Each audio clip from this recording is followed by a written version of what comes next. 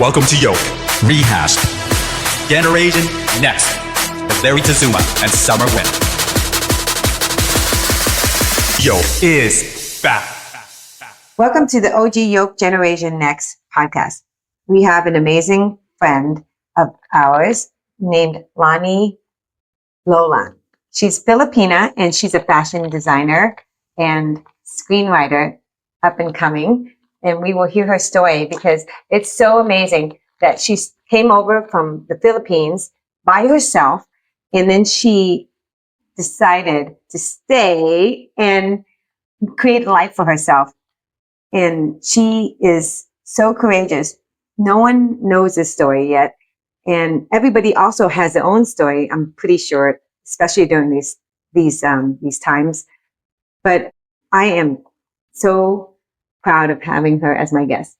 LANI, how are you doing today? I'm good. Thank you for having me. This is so exciting. Yeah, I think it's something interesting that you probably never did before, which is somebody recording you to talk, and unless it's a collection agency, not to say you have been, but let's start with how you came here. Like, how did you get to America? Well, since I was a kid, it's like a dream for me. America is like I would imagine like this beautiful place that I would go.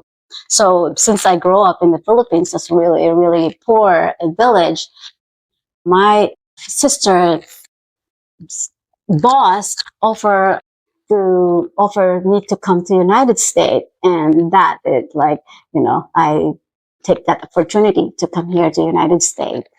Wow. And how did you meet that boss? I came here to United States as a nanny. They offer for me to work for them, to taking care of their baby. They sponsor me. But I never met them in person. Yeah. So it was my first time to meet them here in United States. So it's like me coming here and not knowing anybody. I don't have any friends. I don't have a family. So, I know. and I never met this family. So I was scared that it might have been some psycho family. I was not scared because they're Filipino. And I see. Yeah. So my sister trusts. them.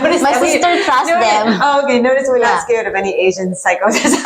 Yeah. Well, it's a little bit scary, but I know that it's like America is my dream for me. So like coming in here, it's like I'm so excited. Yeah. So because when you come over and they sponsor you, how long does that take to sponsor you? It's a long process, but they taking care of everything for me. Like, to get the passport and visa and everything. I don't have to deal with it. So I'm just so blessed. And I can't believe they took a chance. And they're not family, right? Yeah, they're not my family. Yeah. Wow, yeah. That's amazing. And the thing is, how did your parents feel about you leaving them? Well, my mom passed away when I was a little kid. And my father, he's so happy for me. Like that I didn't even grow up with my family, my biological family. Yeah. My teacher adopted me when I was 2 years old. I mean, I'm not 2 years old. When I was second grade. Second grade. Yeah, because we are very, very poor, and I cannot. My father cannot afford us to send it in school. So my teacher adopted me when I was 8 years old. My second grade teacher. And your teacher didn't have any kids or anything? They have kids too. She has 3 children. I have adopted sister. Yeah. And I stay with them, and I like them, the family. They treated me like Cinderella. Oh my God. Yeah. The opposite. Like, the opposite. Cinderella. Well, even though Cinderella is like, imagine Cinderella. You have to do all the work in the house instead of like I'm still a kid. Yeah. And instead of you were doing child labor. Yes. Oh my God. But you know what? At the end, they are very nice to me, and I'm grateful with them that I stay with them. Otherwise, I would be with my father in the village, and it was so hard to go to school. So because of my adopted mother, she helped me to go to school. So wait, after they adopted you and you're 8, and I can't even understand how you would be able, how far were you away from the village? It's like maybe like 2 hours. It's not that far, but how to get to the city? They are in like town, and to go there, is hard because there's no cars. Like here in taxi, it's easy to go some places. But there it's like, you have to go through the jungle and cross the river just to go to the school, just to go to the town. Oh my God, so many bugs and animals during that time. Tell me, how many kids, sisters and brothers do you have? We have 6, because we have one that when I already older that I find out about him. He was adopted also. Yeah, and I was the youngest, and he adopted when he was since he was birth, and it was baby. Oh my God. And I never find out. I never really find out about him until I was like older, and then when I find out about him, I embark a journey to find him. So, yeah. Okay. After 40 years, after 40 years, it's too complicated. Yeah, that's another story. That's another story. That's crazy. It's so funny. You got the Find My Family thing is another situation that you got yourself into. Yeah. And you embraced it. So, okay, so you got adopted. You went to school then. Yeah. And you thought of America because you're watching TV shows, or did they have a TV show, or you just knew that America's? Well, it's just like you will see in the TV. Yeah, you'll see in the TV the story. The story that is so beautiful. The snow. I was wondering, like, oh my God, they have snow in the United States. I want to touch it. I'm like, we can just make hollow. You know, like the eyes. You make something for the eyes, and I'm like, oh my God. So it was it was a dream for me to go to. But you didn't want to go to like Hong Kong or some other Asian because I don't have opportunity. Oh, but this one, when the family offered me, then you thought about it more. Yeah, I thought about it more. How did you, when you went to school and stuff, what were your favorite subjects when you were? My favorite subject also, I like history. And science. But so when you did history and science, you went different. You went, I forgot which one it was, the right brain, where you went creative. Oh, yeah. Art, we don't have really like art, but we have it's called home economics. Yes. That's how you like learn also how to cook and doing the things. But when I was a kid, I'm always being creative because my mother was very creative. That's what you remember about? Yeah. She liked to sew, making clothes for us, and so I learned something from my mother that to sew clothes, and then when I was in college, I went to school for like 2 years in the Philippines. And then when I came here to United States, I got opportunity to go to school and FIDM. So I went to FIDM and learned the fashion. And that's how I got into FIDM, right? Yes. So amazing. That's a fashion school in LA. So your sponsors were located in LA? Yes. How long did you work for them? Here. In downtown? Yeah. How long did you work for them? No, I went to school. I went to school in FIDM. Oh, no, I mean, like, when you work with them. I did not work in FIDM. For the sponsors, as a nanny. No, that's different. That was after I'm done working as a nanny with them. Oh, so, you saved your money. Yeah. Sorry. Well, that was, it's a long journey for me. I thought you were doing it while you were doing nanny. No, actually, it's kind of doing that, but at that time I was with the family. That is a different story. It's still a long journey that just to get to the FIDM school. Wow. Yeah, so I have faces so many challenges and everything, and then I got I got married to my first boyfriend. Right about that part. So you went to FIDM after your marriage? Yes. Yeah.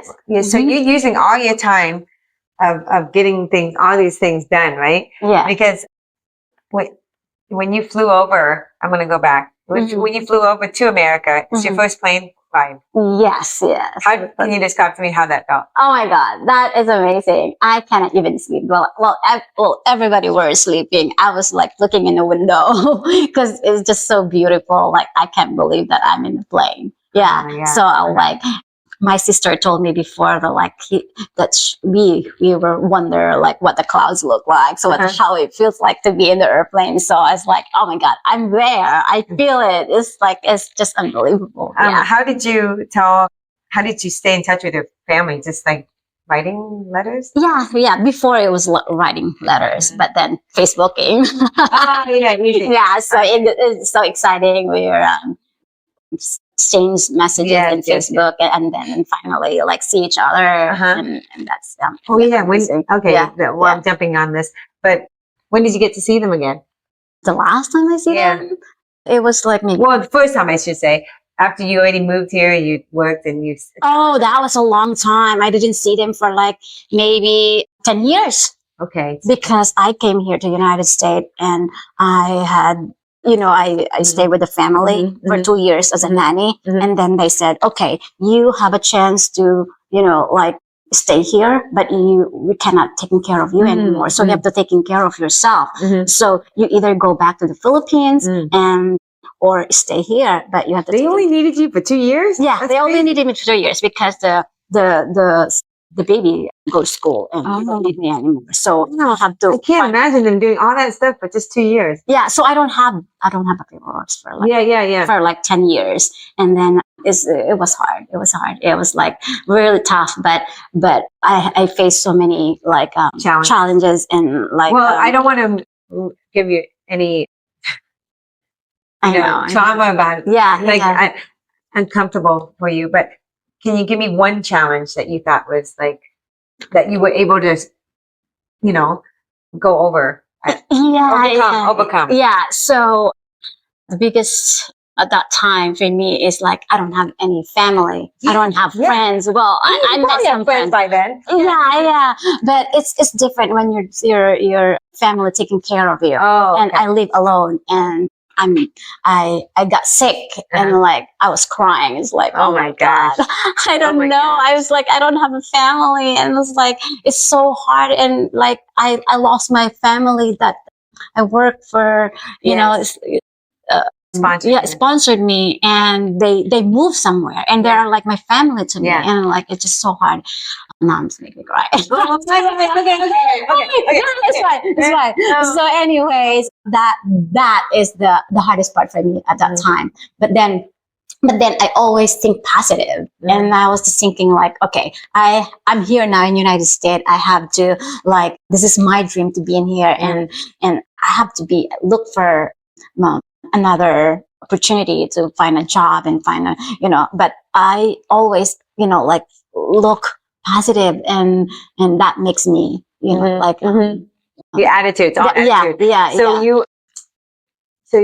the challenge is probably isolation, right? You don't have any connections. Yeah. You also don't have any close bonds with anyone that you depended on yourself. Yeah, I met some friend, like a friend, but and also I met my ex at that time. He's become my best friend, and that it's So was it? I guess one challenge was getting work. Were you able to get work? I get work at that time. It's just so hard for me because I don't have paperwork. Yeah. So I only like got my real job when I got my citizenship after like 10 years. Oh my God. Yes. That's crazy. Just imagine. That's so crazy. That's crazy. Like somebody who wants to work and can't work. Yeah. And some people would take advantage of me and like, it's so hard. Oh my God. So now were you able to get out based on your instincts? You said people took advantage of you. Were you able to like just Because sometimes I meet some weird people too. Yeah. You know, something's wrong with them. At that time that I thought I found another family. They're rich. I mean, I don't know how they live in Beverly Hills. Yeah, we don't know if they're rich or not. Yeah. But then I went to that family and I stay there, but they put me in a garage. Oh my God. Yeah. So that was like so hard for me. And like, and then I had take a day off, Sunday off. And when I come home, when I got back to my work, they put all my belongings in the street. Oh my God. Because like, I don't know, they changed their mind. They don't want me to work for them anymore. And it's like, that's another thing. Tragic. Yeah. Oh my God. And just to show, like, I mean, I don't know. I don't want to generalize too much, but so basically when you went to and do all these, it's difficult because of the husbands at all, or did you find any difficulty, or are you okay? For what? The husbands. The husband? Yeah. Well, I got married with my ex. Early on, so you didn't have to have that trouble with it. We have a really great relationship, but then it's another thing that, you know, I'm here in United States for like 10 years. Yeah. And I want to have kids after. Because I don't have a family. I want to create my family. Yeah. So I want to stay here because I really love here, living here compared to the Philippines. Yeah. So I want to create a family, and he doesn't want to have a family. And, you know, we got divorced, and he said, I love you, but I cannot give you the dreams that you want. Me too. Yeah. So we got divorced, but the best thing happened in my life. It's hard. But I want to say that I'm saying, like, so when you're working as a nanny, nobody like gave you any trouble, like, you know, the husbands, because that's what I'm afraid of all the time. That happened. Yeah. I don't want to get into the details, but that happened to have a lot of experience. That's a lot of crazy things, horrible. That I don't want to get into it. Copy. Yeah. All right. So when did you, in the moment of your 10 years, did you feel like you wanted to turn back and go, you know, this is too much for me? Like I said, I have faced many challenges, but I always keep my mind positive that, you know, I'm here already. Okay, and so I'm so blessed to be in here, and you know, I have to find a way. I have to find a solution. You know, like there's a problem always has a solution, so I have to, you know, like to make it work here. Yeah. So there was not a moment where you gave up. You said, I'm not going back. No, I'm not going back. Going back is not an option for me. Copy. No, that's good. That's So after you told me once, because you said that you always lived alone before you got married to our friend, Jason. So tell me this. I've never lived alone, so I don't know how. How did you live alone and be, like, how? Maybe that's a dumb question, but it's just, you don't know a lot of people, and then you still maintained your independence. Which is well, I think you really have to, like, just, like, live with it, you know, like you don't have a choice. You just have to keep yourself entertained by going out and enjoy the nature, you know, like there's a lot of free things that you can do. And that's what I did. I really appreciate going out and like, you know, go to the beach, and it's like, oh, it's beautiful. Yeah, you're really outdoor person. Yeah, I know you, Jason. All right. And now, after you decided, after IBM, and you're working out, how many years did you do? Well, I went to feed him for like maybe more than a year. I did not finish because I got pregnant. Oh. Yeah, but it's the best thing too. I know. I love your kids. Yeah. So you decided after. Okay, we'll get into the fact that you married Jason Gurvitz. Mutual friend or your husband, my friend. I've known him for over 20, 30 years. Wow. Yeah.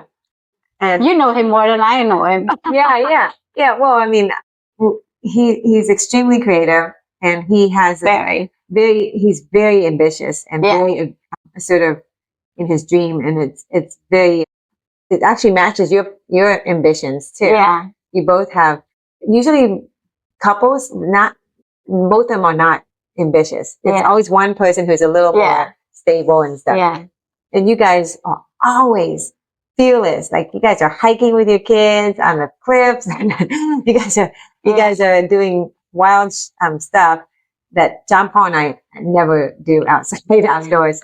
Except it's fun though. It's really fun. Yeah, it's fun. Yeah, but it's fearless. I think mainly, I think that's one of the things Jason, I assume, would respect about you is that you're fearless. Mm-hmm. So when you adjusted and after you married Jason and have two beautiful daughters, smart daughters, I should say, not just beautiful, and then you decide to do a shoe donation. Why? Oh yeah. Your village. Well, just because I experienced the poverty in Philippines, and I'm one of the kids that don't have shoes when going to school, and it's just reminding that class is for me is like I wanted to do something to help them because I've been through that the whole thing. Yeah, so that's why I decided to like collect some shoes, and that shoes, I don't really have that sponsor. It's just my own,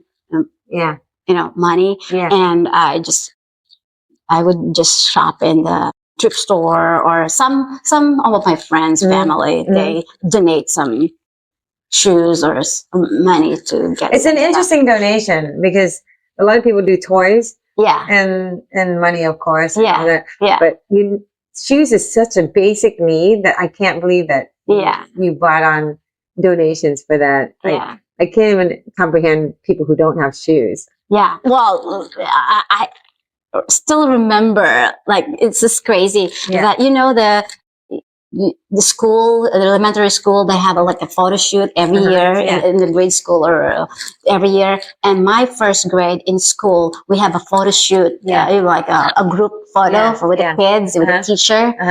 And I'm the only one who don't have shoes. I don't have a slipper. I'm barefoot. And one of the teacher noticed that I'm barefoot. It's like, hold on, Lani doesn't have shoes, and then everybody laughed because I don't have shoes. And then one of the teacher let me borrow somebody else's shoes, and with them and take photos. And that's always remind me okay, there is somebody out there still have that kind of a problem, so that's why I like giving shoes. And are you guys still doing it? I wish I still doing it because my life got so busy with other things. And, I had the shoes that I sold in Amazon, but I stopped that. So now I was just thinking donate that to the Philippines. Oh, yeah. No, once you set yourself after your first film, you can go back to it and probably make a better mask. As usual, when you have named actors, they will help you have a platform to help other unfortunate or people who need things. So I think that's another course of action that we can all do. And oh my God, I remember that one time where you guys had your brother or something lost his. Oh yes, you remind me. So thank you. I think you helped me with that. So no, thank you. There's so many things that we've been friends with, and I just want to see my friends succeed, as well as the struggles that they go through, that they won't give up. And I just love that. I'm very motivated by that. But it's just the fact that, one time, listeners, when I was trying to have a kid, my friend Lani here helped us out, and it made us. It was an incredible journey. She was so scared, but she kept her word and she did it. And we didn't succeed, but the fact that somebody was willing to donate their personal egg, it touched me every time I think about it. And it's crazy how you can't get it's just crazy that we didn't succeed with all that love that we had just to get it done, you know? But anyways, we don't want to like, go too emotional on it. But okay, so you are set after you do the FID. I mean, we'll go into you want to hit Hollywood hard with costuming, and you learned how to like fix things and sew things, and you're two beautiful guinea pigs. You can sew your kids. Yeah, I make sew clothes for them. Yeah, it's so easy. It's like live Barbie dolls, but it's quite hard when you're working. You have the two kids and stuff. Not to talk about women's stuff, but it's true. But you still made it happen. Okay, so now I'm going to tell you. We're going to do a 10 rapid questions situation here. So basically, I'm going to give you one here. It is, what's your favorite color? Red. Okay, movie, theater, or streaming? Easy. Yeah, no, like, do you like movie theaters or streaming service? Which one would you prefer? Movie theater. Okay, you like movie theaters. Okay. Let's see. Adobe. I'm just doing this special for you. Adobe or egg roll? Oh. I like egg rolls. More. Okay. Do you have a favorite boba flavor? Oh, taro, yeah. Yeah. I don't know if this applies to you because you're younger than me, but Beatles or Rolling Stones? Beatles. Okay. Yeah, I love them more. And do you like I did this before, but no one knew unless you watch the show. But do you watch Mandalorian and all that? What is it? Mandalorian? Yeah. Oh, you did? Yeah. Okay. Yeah. So there's this, a lot of costuming. Yeah. So beautiful, right? Yeah. There's this character, Fennec Shan, the girl who's got the long Hunger Games hair. Yeah. She's Asian, Ming-Na Wen. Yeah. So do you prefer Rey from the Star Wars, or I could say Princess Leia, but she's a legend too. Yeah, Rey, I like Princess Leia, right? But you named Princess Leia. Yeah, that's my daughter's name. Yeah, you named your daughter under Princess Leia, so I guess that's it. Okay, books or songs? A song. Okay, mom or dad? What do you mean? Oh, which one gave you more influence? Mom, I would say mom. Aww. Yeah, that's cute. And lastly, what superpower do you want? Superpower. Incredible. What? That's a movie. No, what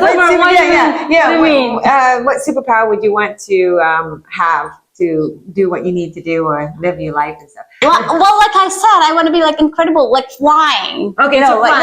Flying. Okay. Yeah. So super speed, obviously. Flying, right? Yeah. Wonderful.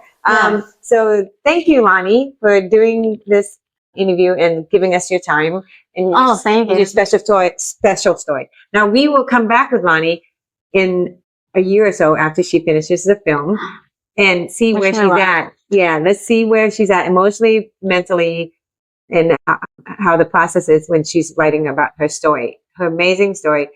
And it probably relatable to a lot of different people who came here.